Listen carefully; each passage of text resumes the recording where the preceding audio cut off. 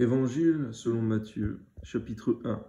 Généalogie de Jésus-Christ, fils de David, fils d'Abraham. Abraham engendra Isaac, Isaac engendra Jacob, Jacob engendra Juda et ses frères. Juda engendra de Tamar, Pharès et Zara. Pharès engendra Esrom. Esrom engendra Aram. Aram engendra Aminadab. Aminadab engendra Naasson. Naasson engendra Salmon. Salmon engendra Obed de Ruth. Obed engendra Isaïe. Isaïe engendra David. Le roi David engendra Salomon, de la femme d'Uri. Salomon engendra Roboam. Roboam engendra Abia. Abia engendra Asa. Asa engendra Josaphat. Josaphat engendra Joram. Joram engendra Ozias. Ozias engendra Joatam. Joatam engendra Akaz. Akaz engendra Ézéchias. Ézéchias engendra Manassé. Manassé engendra Amon. Amon engendra Josias. Josias engendra Jéconias et ses frères, au temps de la déportation à Babylone. Après la déportation à Babylone, Jéconias engendra Salatiel. Salatiel engendra Zorobabel. Zorobabel engendra Abiud. Abiud engendra Eliakim. Eliakim engendra Azor. Azor engendra Sadok. Sadok engendra Hachim. Hachim engendra Eliud. Eliud engendra Éléazar. Éléazar engendra Mathan. Mathan engendra Jacob. Jacob engendra Joseph, l'époux de Marie de laquelle est né Jésus, qui est appelé Christ. Il y a donc en tout 14 générations, depuis Abraham jusqu'à David.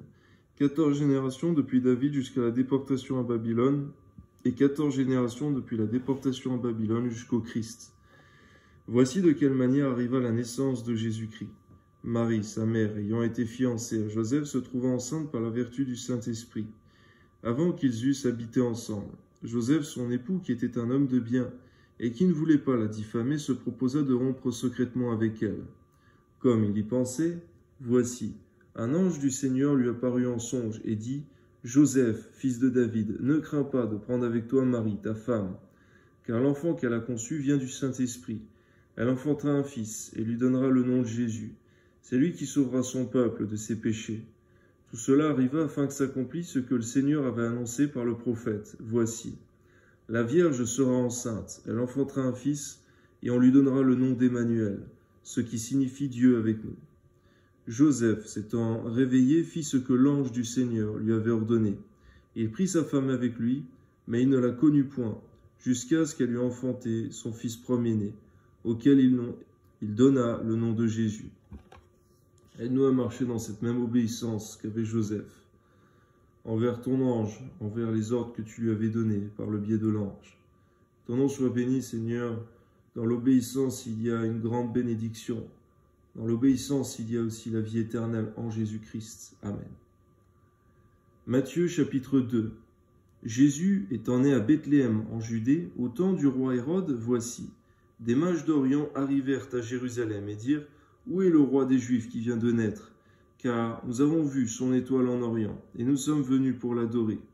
Le roi Hérode, ayant appris cela, fut troublé, et tout Jérusalem avec lui. Il assembla tous les principaux sacrificateurs et scribes du peuple. Il s'informa d'eux où devait naître le Christ. Ils lui dirent à Bethléem en Judée, car voici ce qui a été écrit par le prophète. Et toi, Bethléem, terre de Juda, tu n'es certes pas la moindre entre les principales villes de Juda, car de toi sortira un chef qui paîtra Israël, mon peuple. Alors Hérode fit appeler en secret les mages, et s'enquit soigneusement auprès d'eux, depuis combien de temps l'étoile brillait. Puis il les envoya à Bethléem en disant, allez, et prenez des informations exactes sur le petit enfant. Quand vous l'aurez trouvé, faites-le moi savoir, afin que j'aille aussi moi-même l'adorer. On voit, Seigneur, que les mages ont manqué de discernement. Ils ont dit à haute voix à Hérode que Jésus-Christ allait naître et qui était fait mention de celui qui allait gouverner sur Israël. Il a eu peur pour sa royauté. C'est après cela qu'il a ordonné la mort de tous les enfants de moins de 2 ans. Quelle abominable culpabilité, quel abominable crime a-t-il commis? Donne-nous d'avoir plus de discernement que les mages. Béni sois-tu parce qu'ils avaient la révélation de Jésus-Christ, mais ils n'avaient pas le discernement du Saint-Esprit et la sagesse. Donne-nous, Seigneur, avec la révélation, d'avoir aussi, en plus de la révélation, le discernement et la sagesse. afin de nous garder nous-mêmes et de garder nos proches. Que ton nom soit béni, Seigneur, au nom de Jésus. Avec l'onction du Saint-Esprit, il faut aussi la sagesse et le discernement. Amen. Après avoir entendu le roi, ils partirent, et voici, l'étoile qu'ils avaient vue en Orient marchait devant eux, jusqu'à ce qu'étant arrivée au-dessus du lieu où était le petit enfant, elle s'arrêta. Quand ils eurent aperçu l'étoile, ils furent saisis d'une grande joie. Ils entrèrent dans la maison, virent le petit enfant avec Marie sa mère, se prosternèrent et l'adorèrent. Ils ouvrirent ensuite leur trésor et lui offrirent en présent de l'or, de l'encens et de la myrrhe. Puis, divinement avertis en songe de ne pas retourner vers Hérode, ils regagnèrent leur pays par un autre chemin. Merci parce que malgré le fait qu'ils n'avaient pas eu suffisamment de sagesse et de discernement au début, il y a tout de même eu l'obéissance. Que ton nom soit béni, Seigneur mon Dieu, pour l'obéissance. Là où toi tu discernes, toi tu es sage, Seigneur, nous devons obéir, même lorsque nous ne comprenons pas. Amen. Lorsqu'ils furent partis, voici un ange du Seigneur apparut en songe à Joseph et dit « Lève-toi, prends le petit enfant et sa mère, fuis en Égypte et reste-y, jusqu'à ce que je te parle, car Hérode cherchera le petit enfant pour le faire périr. » Joseph se leva, prit de nuit le petit enfant et sa mère et se retira en Égypte. Il y resta jusqu'à la mort d'Hérode, afin que s'accomplisse ce que le Seigneur avait annoncé par le prophète « J'ai appelé mon fils hors d'Égypte. » Alors Hérode, voyant qu'il avait été joué par les mages, se mit dans une grande colère, et il envoya tuer tous les enfants de 2 ans et au-dessous qui étaient à Bethléem et dans tout son territoire, selon la date dont il s'était soigneusement enquis auprès des mages. Alors s'accomplit ce qui avait été annoncé par Jérémie le prophète. On a entendu des cris à Rama, des pleurs et de grandes lamentations. Rachel pleure ses enfants et n'a pas voulu être consolée, parce qu'ils ne sont plus. Quand Hérode fut mort, voici, un ange du Seigneur apparut en songe à Joseph, en Égypte, et dit « Lève-toi, prends le petit enfant et sa mère, et va dans le pays d'Israël, car ceux qui en voulaient à la vie du petit enfant sont morts. » Joseph se leva, prit le petit enfant et sa mère, et alla dans le pays d'Israël. Mais, ayant appris qu'Archélaüs régnait sur la Judée à la place d'Hérode, son père, il craignit de s'y rendre, et divinement averti en songe, il se retira dans le territoire de la Galilée, et vint demeurer dans une ville appelée Nazareth. Afin que s'accomplisse ce qui avait été annoncé par les prophètes, il sera appelé Nazaréen. Merci parce que tu veilles à l'accomplissement des paroles de tes prophètes, à l'accomplissement des Écritures. Ton nom soit béni, Seigneur. C'est par là aussi que se font reconnaître les vrais prophètes. Ceux qui sont approuvés de toi, Seigneur, tu tiens à accomplir les paroles qu'ils ont prononcées. Car les paroles qu'ils ont prononcées viennent de ton Esprit Saint. Amen. Matthieu chapitre 3. En ce temps-là parut Jean-Baptiste, prêchant dans le désert de Judée. Et il disait « Repentez-vous, car le royaume des cieux est proche. » Jean est celui qui avait été annoncé par Ésaïe le prophète, lorsqu'il dit « C'est ici la voix de celui qui crie dans le désert, préparez le chemin du Seigneur, aplanissez ses sentiers. » Jean avait un vêtement de poil de chameau et une ceinture de cuir autour des reins. Il se nourrissait de sauterelles et de miel sauvage. Les habitants de Jérusalem, de toute la Judée et de tout le pays des environs du Jourdain se rendaient auprès de lui et, confessant leurs péchés, se faisaient baptiser par lui dans le fleuve du Jourdain. Mais voyant venir à son baptême beaucoup de pharisiens et de sadducéens, il leur dit « Race de vipères, qui vous a appris à fuir la colère à venir? Produisez donc du fruit digne de la repentance. Et ne prétendez pas dire en vous-même, nous avons Abraham pour père, car je vous déclare que de ces pierres-ci, Dieu peut susciter des enfants à Abraham. Déjà la cognée est mise à la racine des arbres. Tout arbre donc qui ne produit pas de bons fruits sera coupé et jeté au feu. Moi, je vous baptise d'eau pour vous amener à la repentance, mais celui qui vient après moi est plus puissant que moi, et je ne suis pas digne de porter ses souliers. Lui, il vous baptisera du Saint-Esprit et de feu. Il a son vanne à la main, il nettoiera son herbe, il amassera son blé dans le grenier, mais il brûlera la paille dans un feu qui ne s'éteint point. Alors Jésus vint de la Galilée au Jourdain vers Jean pour être baptisé par lui. Mais Jean s'y opposait en disant « C'est moi qui ai besoin d'être baptisé par toi et tu viens à moi. » Jésus lui répondit « Laisse faire maintenant, car il est convenable que nous accomplissions ainsi tout ce qui est juste. » Et Jean ne lui résista plus. Parfois, c'est vrai, Seigneur, on peut avoir comme Jean un appel qui nous dépasse, qui dépasse la conception logique.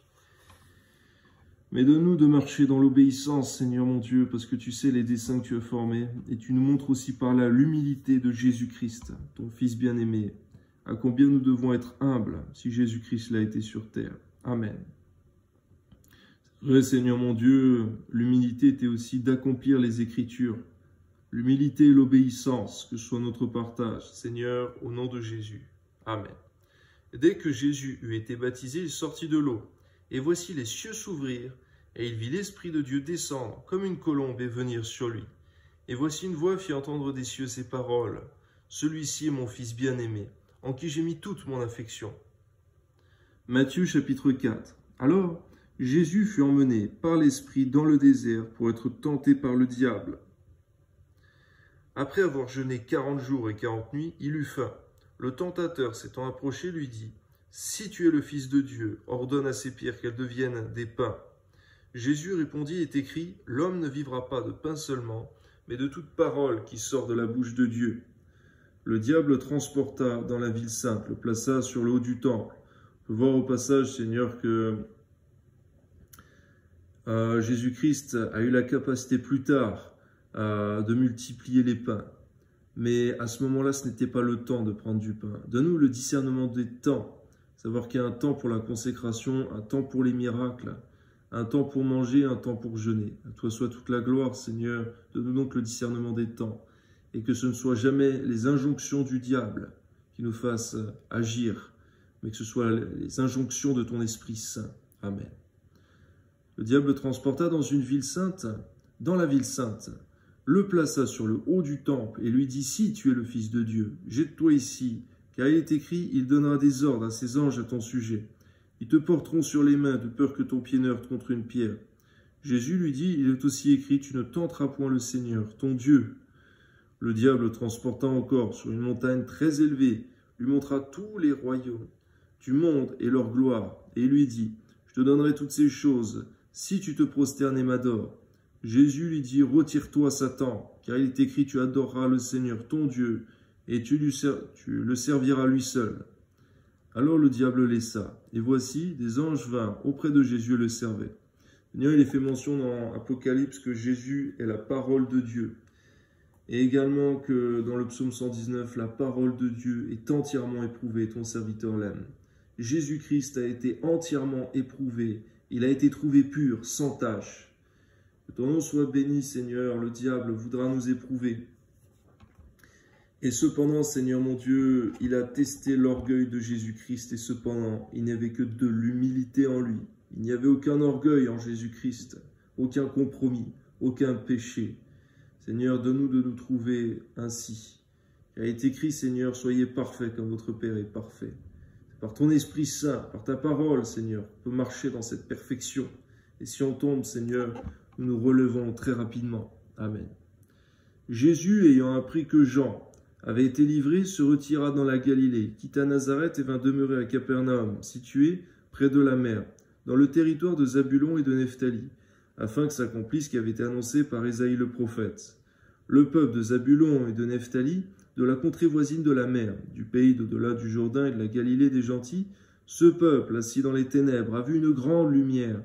Et sur ceux qui étaient assis dans la région, sur la région et l'ombre de la mort, la lumière s'est levée. Toi la gloire, Seigneur. Amen.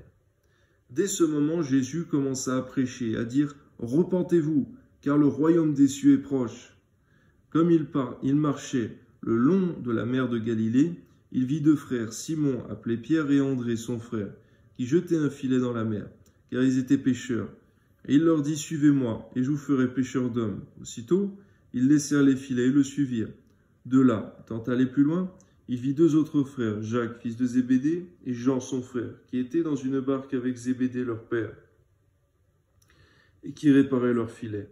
Il les appela, et aussitôt ils laissèrent la barque de leur père, et les suivirent. Jésus parcourait toute la Galilée, enseignant dans les synagogues, prêchant la bonne nouvelle du royaume, et guérissant toute maladie et toute infirmité parmi le peuple. Sa renommée se répandit dans toute la Syrie, et on lui amenait tous ceux qui souffraient de maladies et de douleurs de divers genres, des démoniaques, des lunatiques, des paralytiques, et il les guérissait. Une grande foule le suivit, de la Galilée, de la Décapole, de Jérusalem, de la Judée d'au-delà du Jourdain. Merci parce que c'est ce que fait ton esprit encore aujourd'hui. Il guérit les malades, les démoniaques, les lunatiques, les paralytiques, ceux qui souffrent de douleurs et de toutes sortes de maladies. Que ton nom soit béni, Seigneur, à toi soit toute la gloire, c'est ce que tu veux, que tes enfants remplis du Saint-Esprit et de ta parole exercent aussi, afin que ton nom soit glorifié avec l'annonce de l'Évangile. Donne-nous d'être tes ouvriers, tes serviteurs, Seigneur, tous les jours de nos vies, de chercher ton onction, afin de pouvoir faire ton œuvre, Seigneur, car ça n'a jamais été par des forces humaines qu'on a pu faire ton œuvre, mais par ton Esprit Saint. Et tes prophètes dans l'Ancien Testament, ça n'a jamais été par leur propre force, leur propre intelligence, mais par ton Esprit Saint, comme Jérémie. Amen. Voyant la foule, Matthieu chapitre 5, Jésus monta sur la montagne, et après qu'il se fut assis, ses disciples s'approchèrent de lui. Puis, ayant ouvert la bouche, il les enseigna, et dit « Heureux les pauvres en esprit, car le royaume des cieux est à eux. Heureux les affligés, car ils seront consolés. Heureux les débonnaires, car ils habiteront la terre. Heureux ceux qui ont faim et soif de la justice, car ils seront rassasiés. Heureux les miséricordieux, car ils obtiendront miséricorde. Heureux ceux qui ont le cœur pur, car ils verront Dieu. Heureux ceux qui procurent la paix, car ils seront appelés fils de Dieu. Heureux ceux qui sont persécutés pour la justice, car le royaume des cieux est à eux. Heureux serez-vous lorsqu'on vous outragera, qu'on vous persécutera, qu'on dira faussement de vous toutes sortes de mal, à cause de moi, c'est-à-dire à cause du nom de Jésus. Réjouissez-vous et soyez dans l'allégresse, parce que votre récompense sera grande dans les cieux, car c'est ainsi qu'on a persécuté les prophètes qui ont été avant vous. Donne-nous de voir, Seigneur mon Dieu, les versets 1 à 12 de Matthieu 5 comme des commandements du Seigneur Jésus-Christ, des commandements de vie.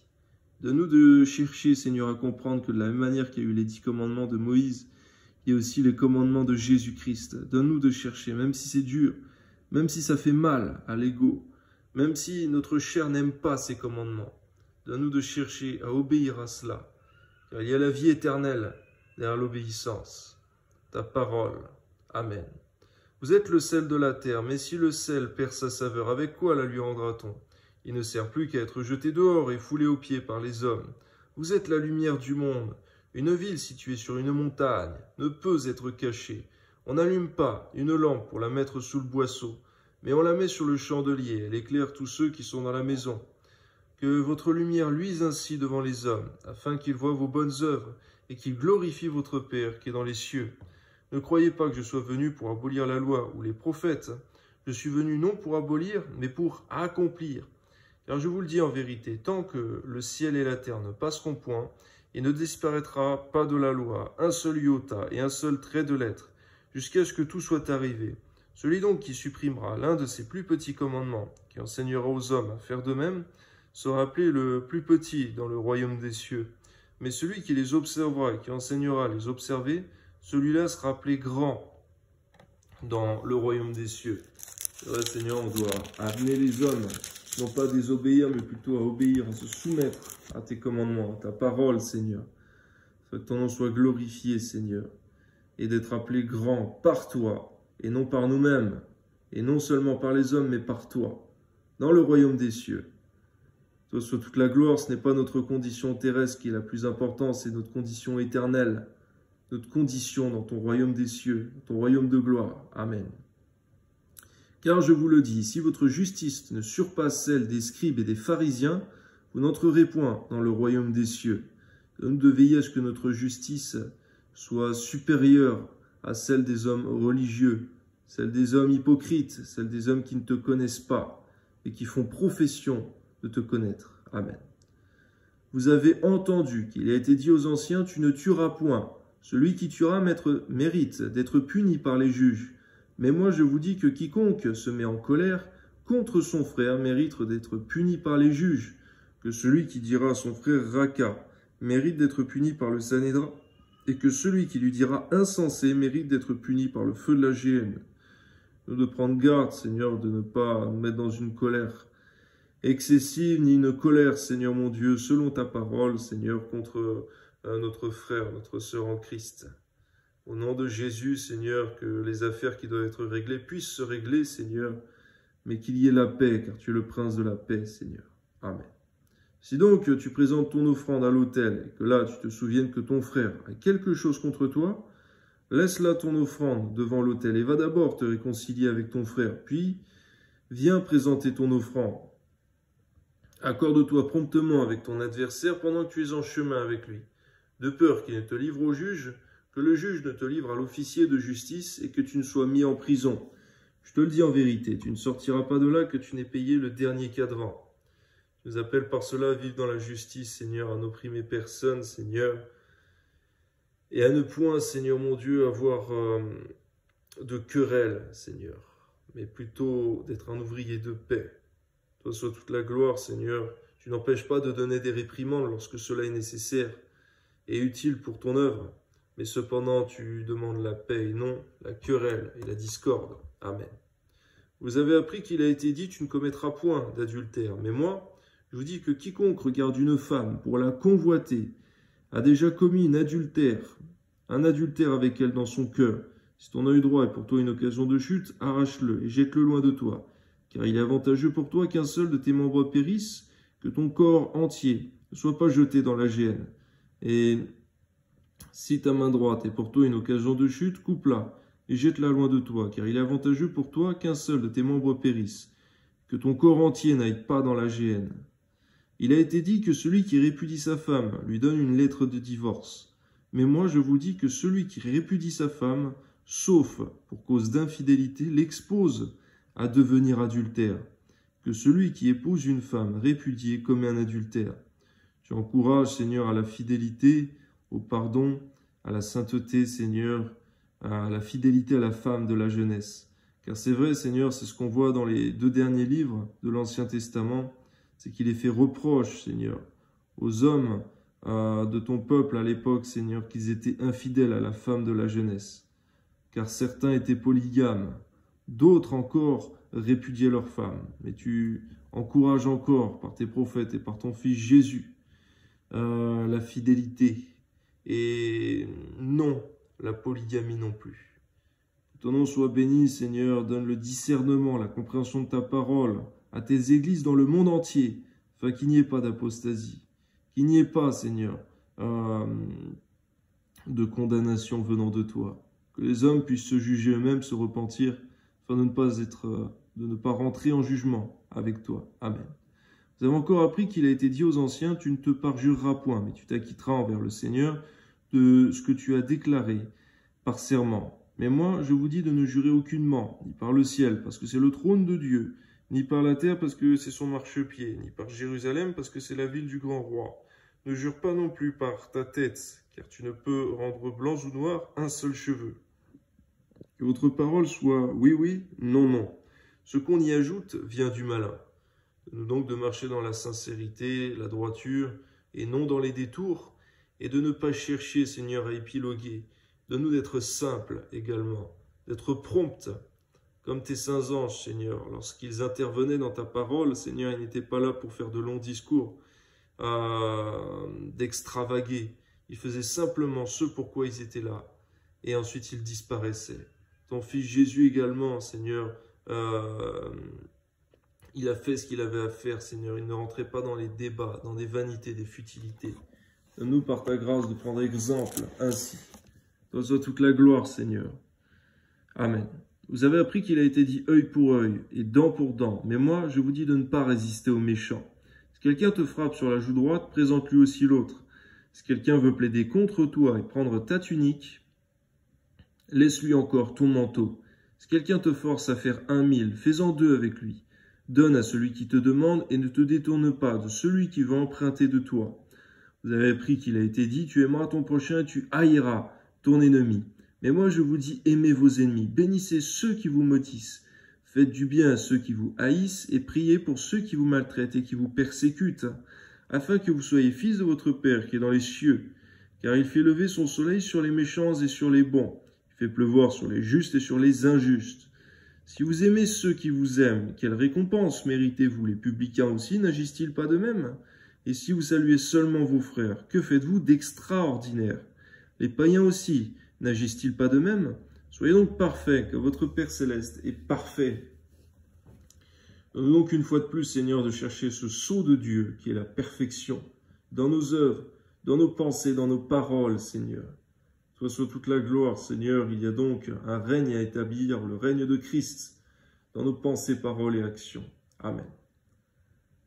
Matthieu chapitre 6. Gardez-vous de pratiquer votre justice devant les hommes pour en être vus. Autrement, vous n'aurez point de récompense auprès de votre Père qui est dans les cieux.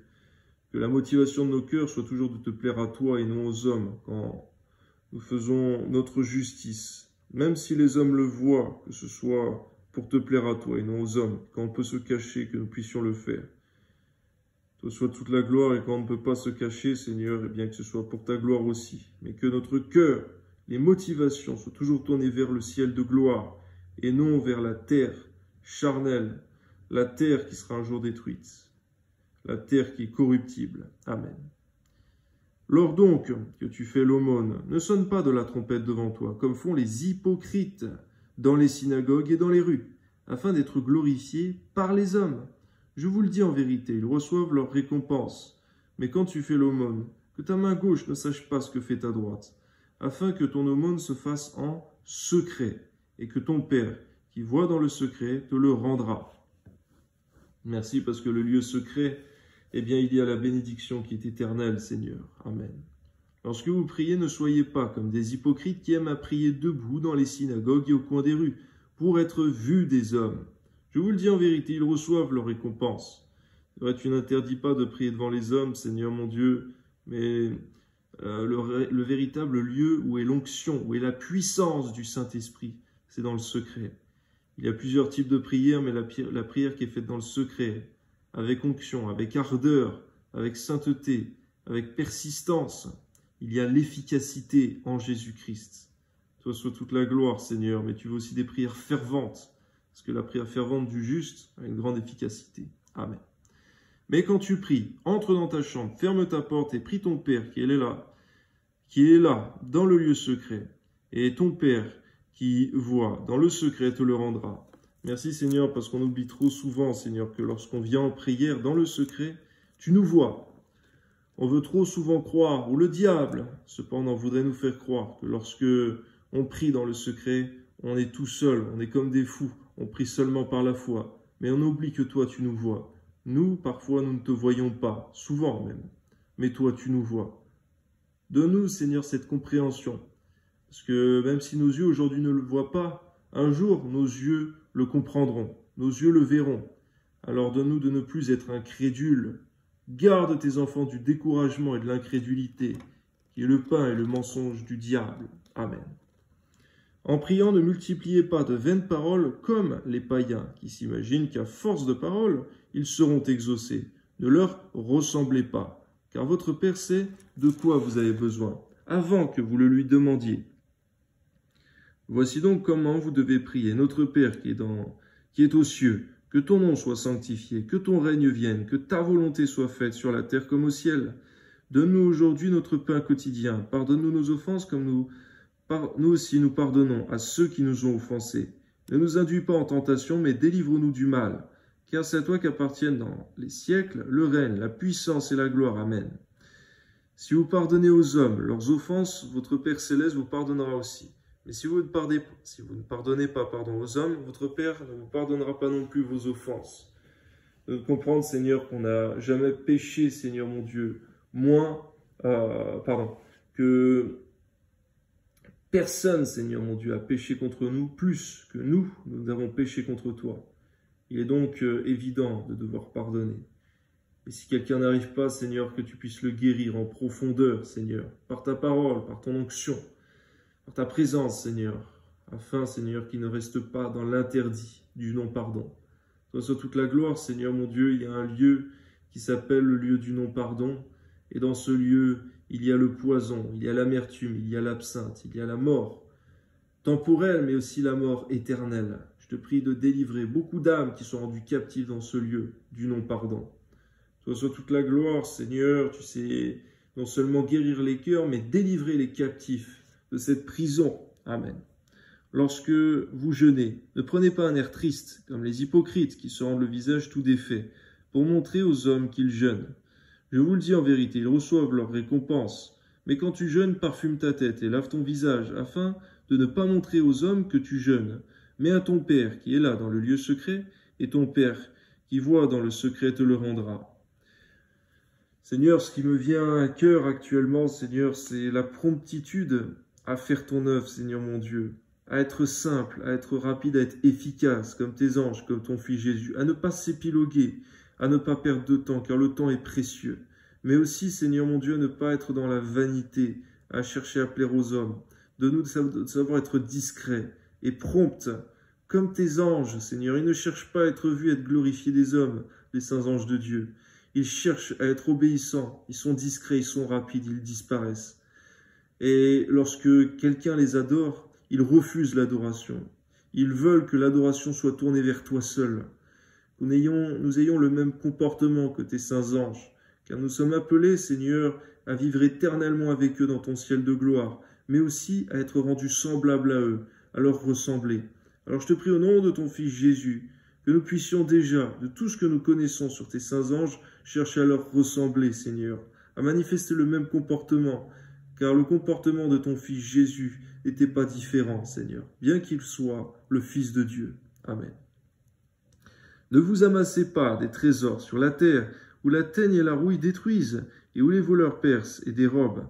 Mais amassez-vous des trésors dans le ciel, où la teigne et la rouille ne détruisent point, et où les voleurs ne percent ni ne dérobent. Car là où est ton trésor, là aussi sera ton cœur. L'œil est la lampe du corps. Si ton œil est en bon état, tout ton corps sera éclairé. Mais si ton œil est en mauvais état, tout ton corps sera dans les ténèbres. Si donc la lumière qui est en toi est ténèbres, combien seront grandes ces ténèbres? Nul ne peut servir deux maîtres, car ou il haïra l'un et aimera l'autre, ou il s'attachera à l'un et méprisera l'autre. Vous ne pouvez servir Dieu et Mammon. Donne-nous de ne jamais chercher à servir Dieu et Mammon, donne-nous de servir Dieu seul. Donne-nous de savoir où se trouve Mammon dans notre cœur, peut-être dans l'amour de l'argent, peut-être, Seigneur, dans la cupidité, peut-être dans les distractions, peut-être Mammon se trouve dans la paresse dans nos cœurs, peut-être Mammon, une figure du diable, se trouve-t-elle, Seigneur mon Dieu, dans certains mauvais aspects de notre vie, dans l'orgueil également. Donne-nous de chercher où se trouverait Mammon dans notre cœur afin de le chasser au plus vite, afin que toi seul résides dans nos cœurs, Seigneur, car il y a un jugement sur notre cœur. À toi soit toute la gloire, Seigneur, car ce que tu jugeras en premier, tu jugeras le cœur, et que personne ne méprise non plus son apparence, car il y a un jugement